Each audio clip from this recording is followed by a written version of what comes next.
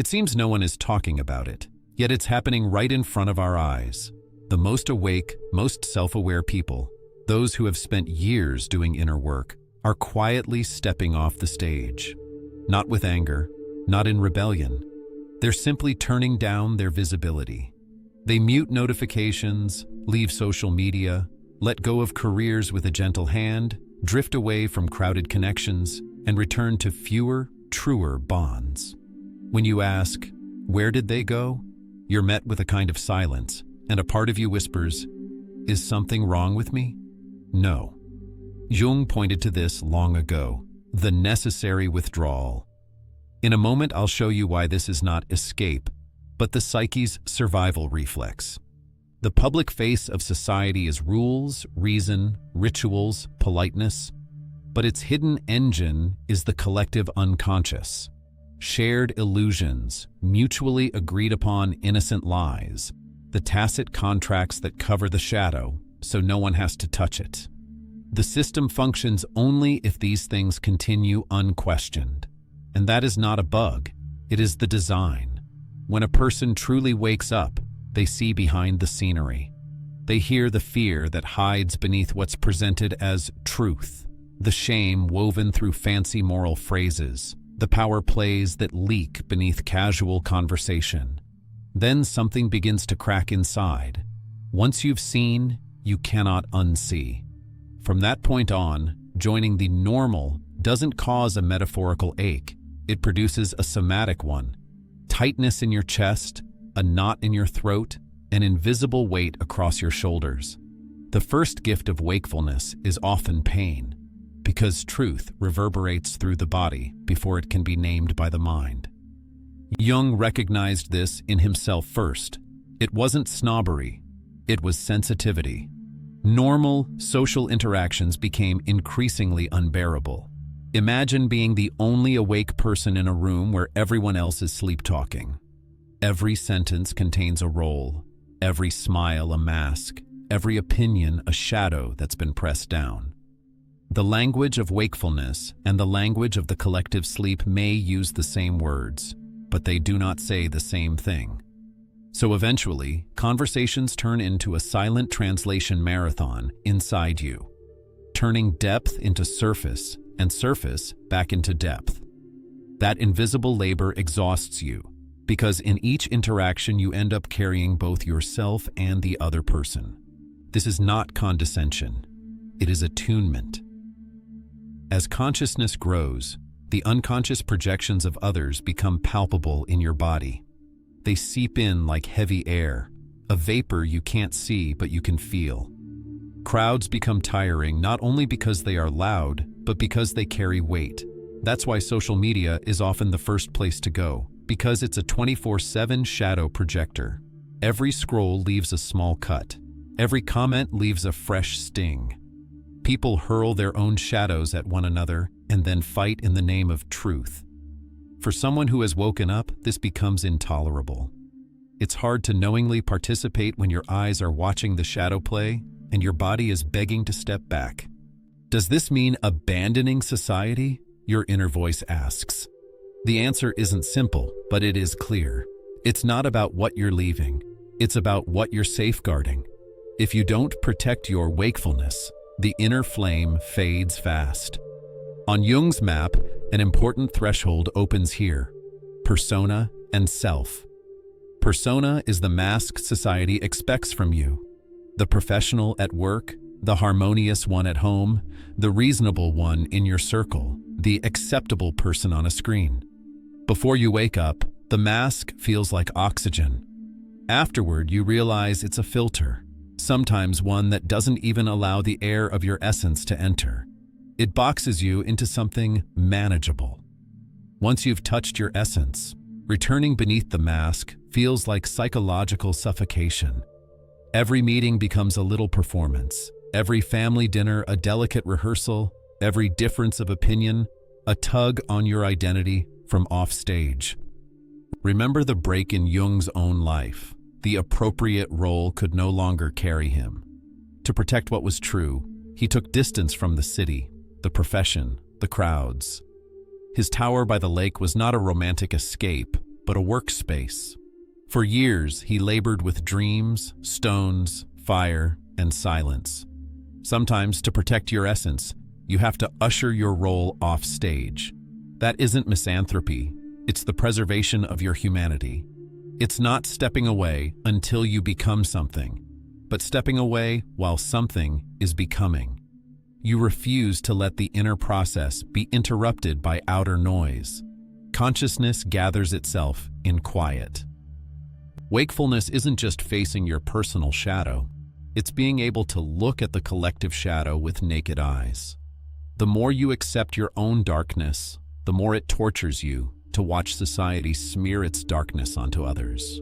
A party is declared evil, a group labeled dangerous, a person made a scapegoat, and the crowd sleeps better. You know what this is. Displacement of the shadow. What belongs inside goes hunting for a target outside. Once you see that, you cannot join the lynch chorus, because you also know what to applaud and what to boo, your own shadow. Distance usually starts as digital.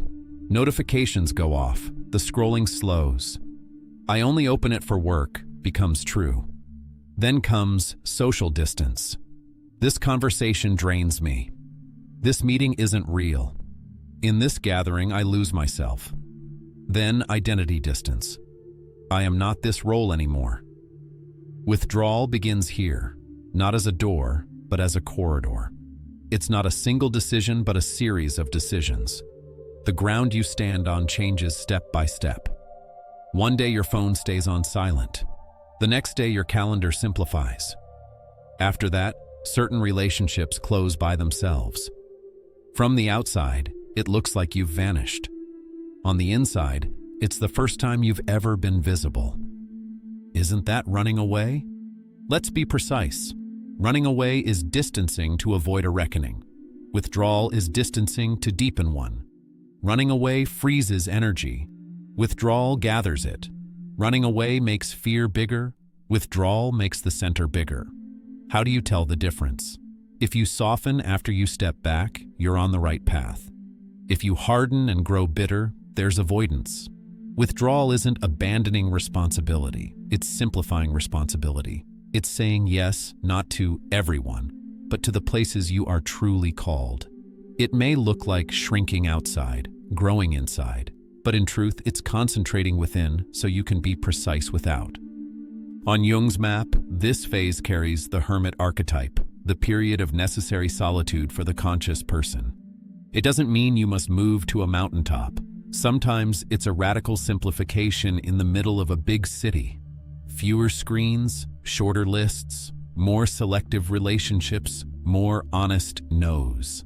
Sometimes it's a small town. Sometimes it's regular contact with nature. Sometimes it's a quiet ritual you keep in a single room.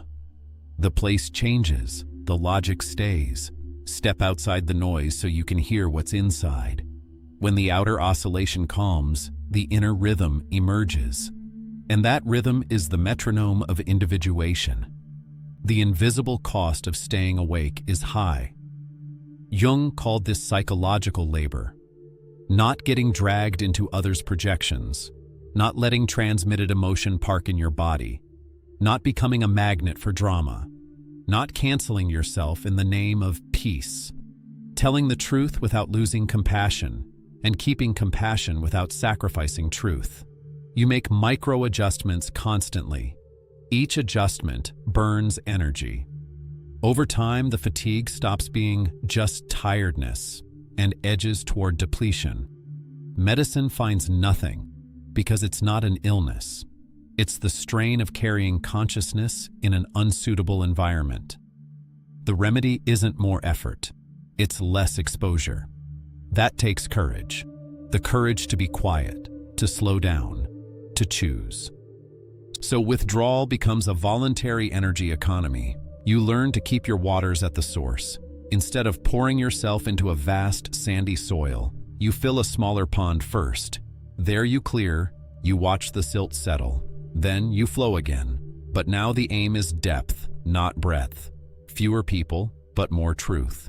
Fewer applause lines, but more contact. Your visibility declines, Your impact concentrates. Rather than the cheers of the many, you choose the turning points in the lives of the few. That's how collectives change, drop by drop, through close contact. Do people ever come back? Jung's answer is hopeful. There is a return, but not to the old center, to the edge, not to the mainstream, but to the threshold. The awakened person doesn't stand at the center of the system. They stand at the doorway. Small communities, deep circles of conversation, boutique creations, slow work, few but real relationships. When they return, they don't try to convert the crowd. They go where they are called. Their guidance doesn't work through a megaphone, but through proximity. Sometimes as an artist, sometimes as a therapist, healer, teacher, sometimes as a writer, sometimes as a craftsperson. You don't need to shout to find them. You only need to grow quiet. Let's clear a common misunderstanding. Withdrawal does not subtract you from society. It gathers you. What society needs most is not partial people, but whole ones. Wholeness isn't cheap. It asks for silence, solitude, and a refusal to lie to yourself. Withdrawal isn't sulking at the world. It's preparation for service. You can't be a center for anyone if you haven't found your own. You can't offer breath unless you've located yours. You can't carry truth unless you're in touch with your essence. How do you bring this into an ordinary day? Not a prescription, but a rhythm. Start the morning without your phone and note your first bodily sensation. At some point ask, which mask am I wearing right now? And when you notice, let your shoulders drop. Take a short walk and learn from your body who tightens you and who expands you, even in silence. In the evening, write down the day's strongest reaction and ask, how much of this is mine? How much is the collective wave? Near sleep, name one contact you'll reduce tomorrow, a screen, a role, a chat, a meeting. Reduce it, however slightly. Those small calibrations open big rooms inside. How will I know my withdrawal isn't morphing into avoidance? 2 signs. First, if you soften after stepping back, you're on track. If you grow harsher, more cutting, more resentful, avoidance is at play. Second, if stepping back makes you more honest, you're on track.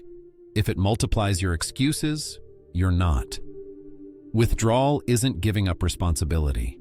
It's refining it. Not everyone, but where I'm called. Not everything, but the essence. Not always, but now. Maybe you're standing at a threshold, between staying to keep a role alive and leaving to find breath. Here's what I'd say. If you stay, don't stay asleep. If you go, don't go closed. Let your staying be awake, your leaving be kind. Don't take others' confusion personally. You're speaking a different language from a different depth. You don't have to translate yourself for everyone. There is a moment for each person when they are ready to hear. Until then, you are not obligated to dim your light.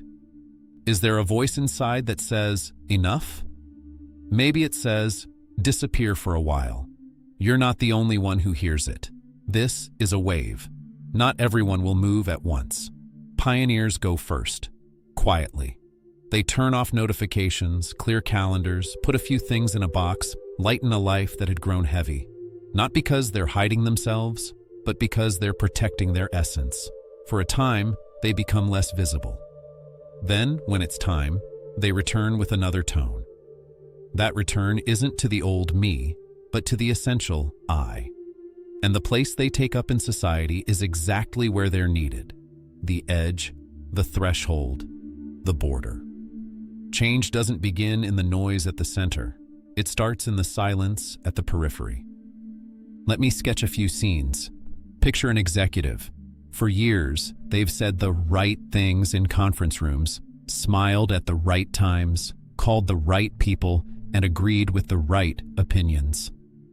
After long inner work, therapy, reflection, honest inventory, one morning they sit at the same table and notice something. Everyone is performing, but no one is actually present. The talk is polite packaging for fears too large for the room. Their body says something very simple. I can't breathe here. They don't resign that day. They don't rush. They start making space. Fewer meetings, fewer yeses, more silence. 6 months later, in another city, at a smaller job, they wake with a bigger breath. Another scene, a teacher who has stood in the classroom for years. As awareness grows, each day at school becomes a kind of energy battle. Responsibilities that aren't the children's, anger that adults won't name, pressures the institution won't admit. All of it flows into the room. By late afternoon, there's an unexplained heaviness in the body. In the evening, a dizziness. At night, insomnia. The doctor runs tests. Normal. The problem isn't the body. It's the invisible load it's carrying. Stepping away feels impossible the first day, terrifying the first month. By the third month, there's a quiet finally. More time in nature, fewer words, longer walks. One day the body whispers, now it's right. A third scene, someone who once loved being heard online. As wakefulness deepens, every sentence now splinters into two voices.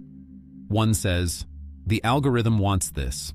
The other says, truth doesn't flow that way. They write a note to themselves, clarity over clout, and close their accounts. Friends worry. Disappear and you'll lose your impact. But they've learned something. Impact isn't a number. It's the depth of contact. Disappearing from the wrong eyes doesn't make you invisible. It makes you visible to the right ones at the right time. Let's look more closely at how withdrawal works inside. When you reduce external stimulation, silence is not the only thing that arrives. Buried voices surface too. Delayed grief, delayed anger, delayed joy. In week 1, you fear, did I make a mistake? Week 2, you wonder, why am I so tired? Week 3, you say, I had no idea how much I was carrying.